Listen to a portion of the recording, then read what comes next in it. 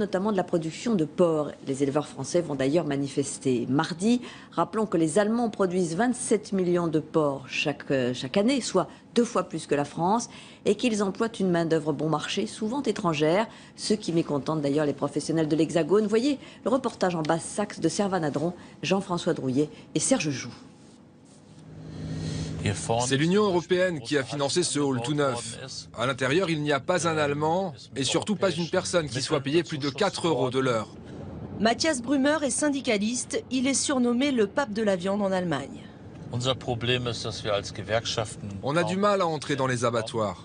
C'est vraiment des prisons, les gens ont peur, personne ne veut parler. Seules images disponibles de ces abattoirs gigantesques, celle d'un salarié qui a filmé à l'insu de sa direction. Dans cette région de Basse-Saxe est concentrée toute l'industrie du porc. À la pointe du productivisme, balai incessant de camions, un cochon abattu toutes les 6 secondes. L'Allemagne a ainsi gagné 30% de part de marché en Europe en moins de 10 ans. Un succès usurpé pour Matthias Brümmer. Les 2/3 des salariés ici viennent de l'Est. Roumanie, Pologne, Hongrie, Bulgarie, ils sont payés en moyenne 700 € par mois, 3 fois moins que les Allemands. Aucun abattoir n'a accepté de nous recevoir, arguant du fait que le système est tout à fait légal. En effet, si l'entreprise emploie directement un salarié, elle le paiera en moyenne 15 € de l'heure, dont 5 de charge, soit 10 € pour le salarié. Or, elle fait appel à des sous-traitants moins chers, 10 € de l'heure. Ceux-ci emploient à leur tour des salariés, déduisent à leur tour charges et marges. Au bout du compte, l'intérimaire est payé au mieux 4 € de l'heure. Et comme en Allemagne, il n'existe pas de salaire minimum, légalement, rien à redire ou à dire. Côté sous-traitant aussi, c'est le blackout. Lui est roumain, rencontré à la sortie d'un abattoir, il n'a pas voulu donner son nom. Vous feriez mieux d'aller demander à notre président en Roumanie pourquoi nous sommes ici. Moi, ça fait 10 ans que je suis ici. Il n'y a rien chez nous. C'est ça l'Europe ? Une plainte accusant l'Allemagne de dumping social et concurrence déloyale a été déposée entre autres par la France devant la Commission européenne. Matthias Brümmer parle aussi de droits de l'homme bafoués. Ici vivaient 30 Hongrois, à 6 ou 8 par chambre.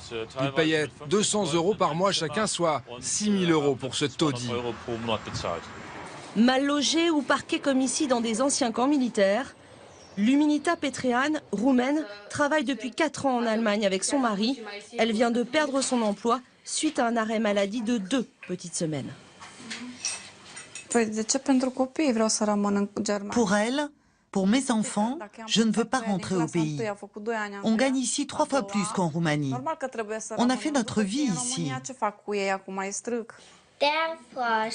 Ils sont de plus en plus nombreux comme elle à venir en famille, à mettre leurs enfants à l'école.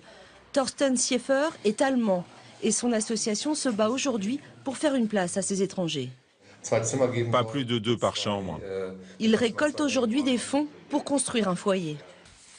Au-delà de ça, il faut qu'on obtienne pour le même travail, au même endroit, le même salaire.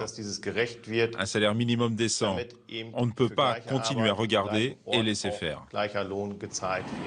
L'Allemagne déteste être le mauvais élève. Montré du doigt par ses voisins européens, aujourd'hui par une partie de ses politiques, son église et même sa population. Un SMIC à 8,50 € de l'heure. Ici, définitivement, l'idée fait son chemin. Et j'en viens à l'agenda de la semaine en France, politique, sociale, culturelle. Même demain lundi, le rapport Lescure sur la culture et l'adaptation du numérique sera remis à François Hollande. Demain également, Jean-Marc Ayrault recevra les partenaires sociaux pour préparer la grande conférence des 20 et 21 juin. Mercredi, ce sera l'ouverture du 66e Festival de Cannes. Jeudi, le chef de l'État tiendra sa 2e conférence de presse à l'Élysée. Et puis samedi, ce sera la 9e édition de la Nuit européenne des musées. Et ce soir, notre invité politique, c'est Ségolène Royal.